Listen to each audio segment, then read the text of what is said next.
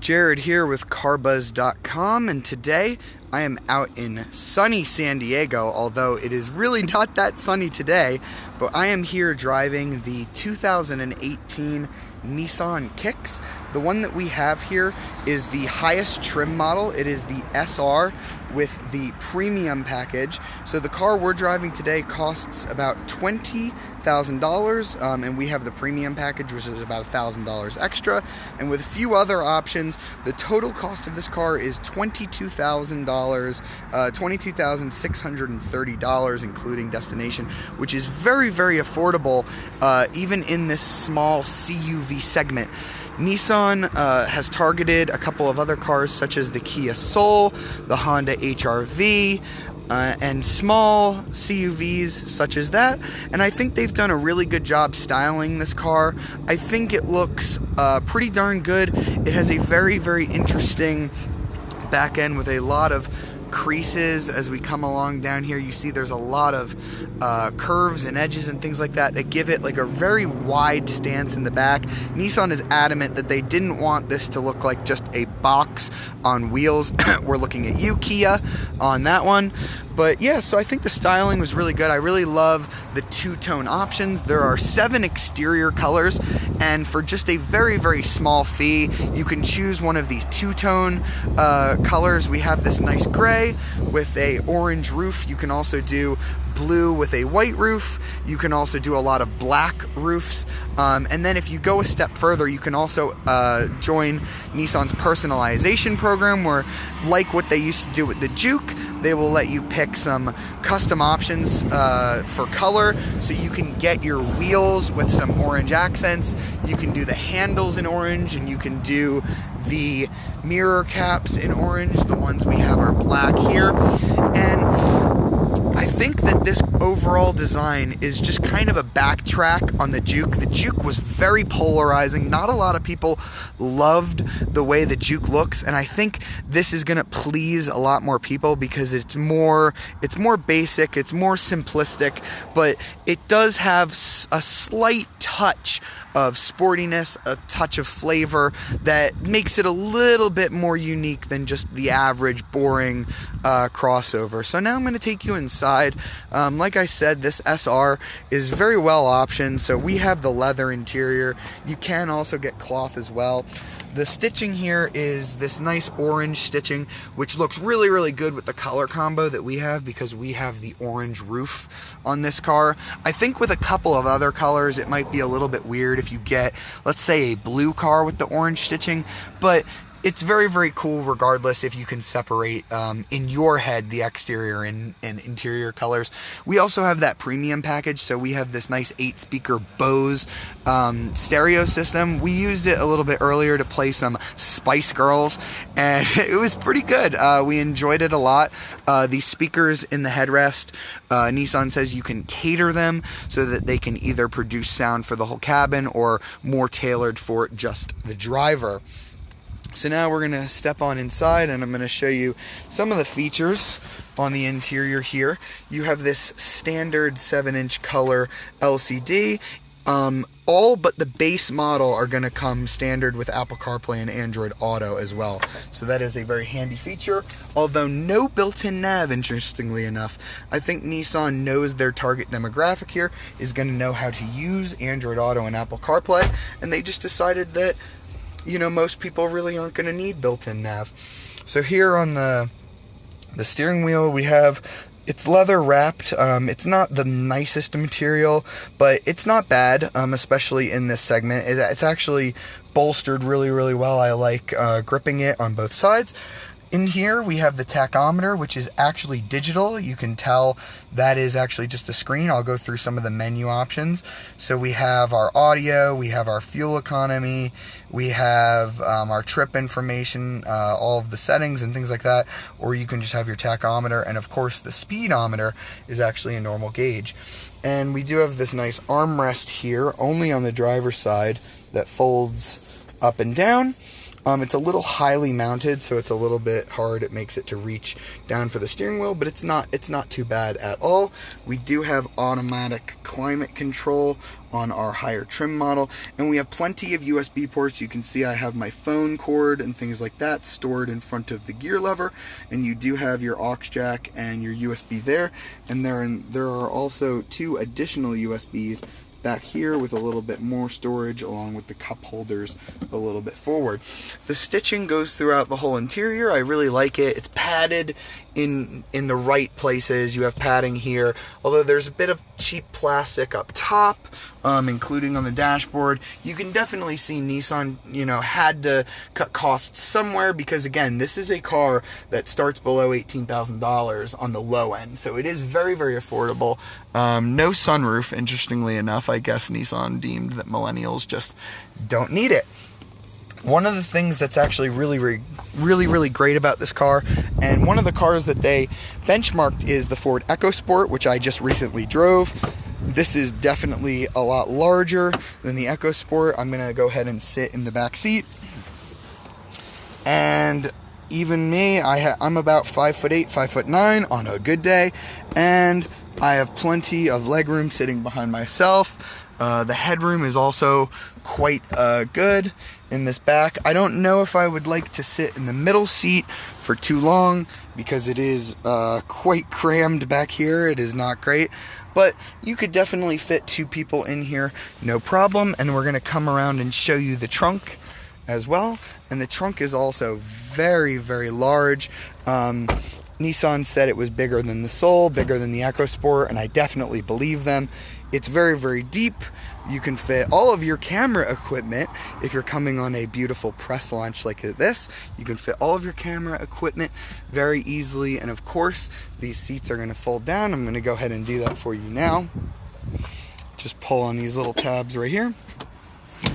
And with a little bit of trouble, the headrest bumped here a little bit, but the seat folds pretty close to flat, or flat enough that I would say it's not too bad, although that is going to leave a bump between the load floor and the trunk back there. So yeah, it's pretty practical back here. The materials are pretty darn good, but we're gonna get behind the wheel and we're gonna give you some driving impressions of this car, and that's kind of where Nissan falls short just a little bit. Nissan really went the other way with the Juke. The Juke was a very interesting car to look at, and it was actually pretty darn good to drive with versions like the Nismo and the Nismo RS, and you could even get a manual transmission on the Juke. This car is not like that. There is only one engine option. It is a 1.6 liter non-turbocharged 4-cylinder, and it is quite slow. So we are going to get behind the wheel and we're going to talk about how this kicks drives.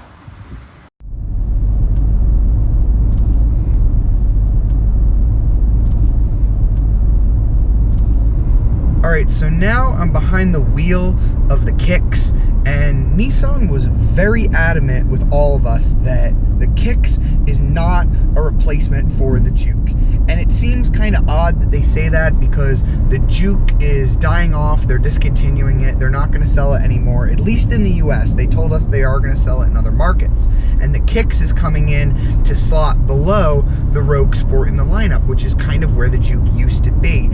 Now, I kind of get what Nissan is saying, that these 2 cars really don't compete in the same segment. The Juke had a turbocharged engine with 188 horsepower and even 215 horsepower if you opted for the Nismo or the Nismo RS. This car is a completely different segment than that.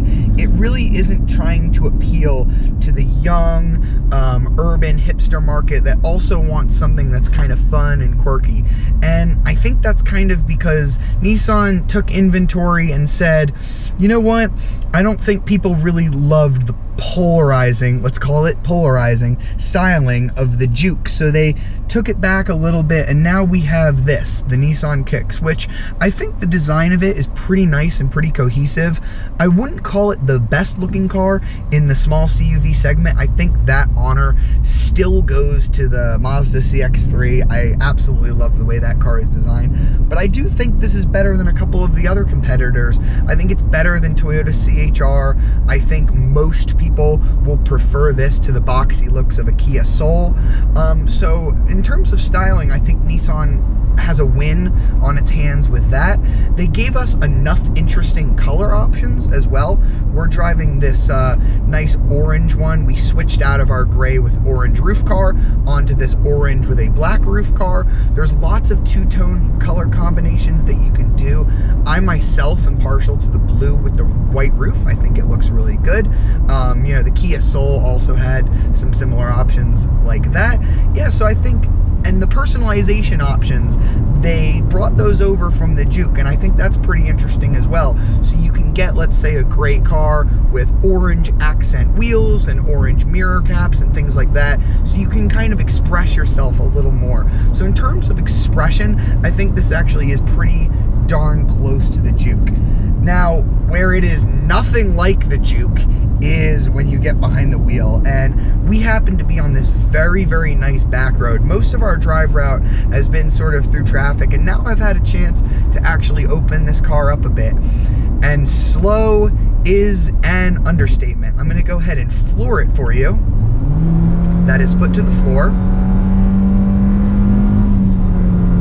There's a synthetic shift from the CVT, and we just did not really pick up a lot of speed. I tried to pass somebody on the highway in this car, and I really did have to go foot to the floor. And because of that, I'm going to go ahead and check our fuel economy right now. 27.4 is what us and some other journalists have averaged in this car, which is not as good as Nissan says. So you really have to drive this car in a very economical way to get what Nissan says that it'll get out of it, because it is a car that is going to do best in class fuel economy, and that's pretty good. But when you're talking about such an underpowered car, you have to give it a lot more. You have to give it all that it can give just to try and do normal speeds. On the highway, it's not that bad. Once you're up to speed, you don't have to lay into the throttle and keep it moving. Just passing and basic maneuvers and things like that are very, very slow. It's only one engine option. It's a 1.6 liter, normally aspirated engine, no turbos, nothing available like that. There is no Nismo version, front wheel drive only, and you're only getting 125 horsepower mated to a CVT. The CVT itself is fine.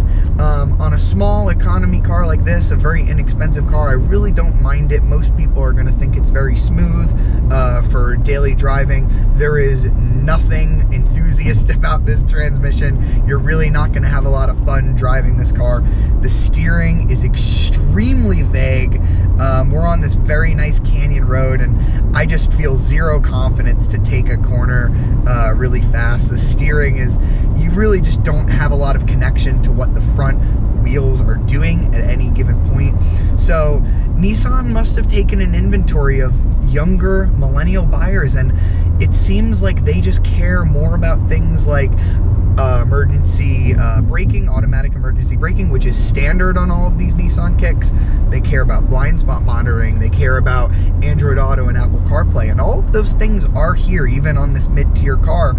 But they just didn't pay attention and ask, do millennials really care how it drives? Do millennials want good steering feel? Do millennials want an engine that can actually pass with some level of competency? And I think the answer to all those questions may be no. Everybody keeps telling us that millennials really don't like cars, and this just gives all of the indication in the world that Nissan, through all of their wisdom and all of their marketing research, decided millennials really don't care about driving.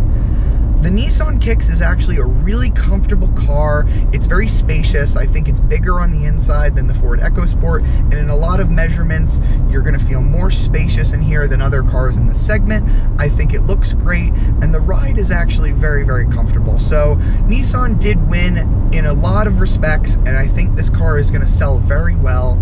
But this is not a car that you can have fun in. It's a car that you can kind of get excited about. I think if you park this on your driveway in an interesting color, like the blue with the white roof or the gray with the orange roof, your neighbor will tell you, oh, that's a cute car, I really like it. But you'll just never derive enjoyment from it. And as an enthusiast, it makes me sad to see the Juke go just a little bit. I hope that Nissan realizes that the Juke filled a hole in the lineup that maybe they want to fulfill again, because the Nissan Kicks just doesn't fulfill that for me. I am really gonna miss the Juke with its Recaro seats and its manual transmission and turbocharged engine. I'm gonna miss that car, and the Kicks definitely doesn't replace the Juke, but I'm sure, like the Rogue Sport, it's gonna sell extremely well. And if you liked that video and you'd like to see more, be sure to subscribe to the CarBuzz YouTube channel, and be sure to download our app on iOS and Android for more reviews like this. And I hope you enjoyed the video.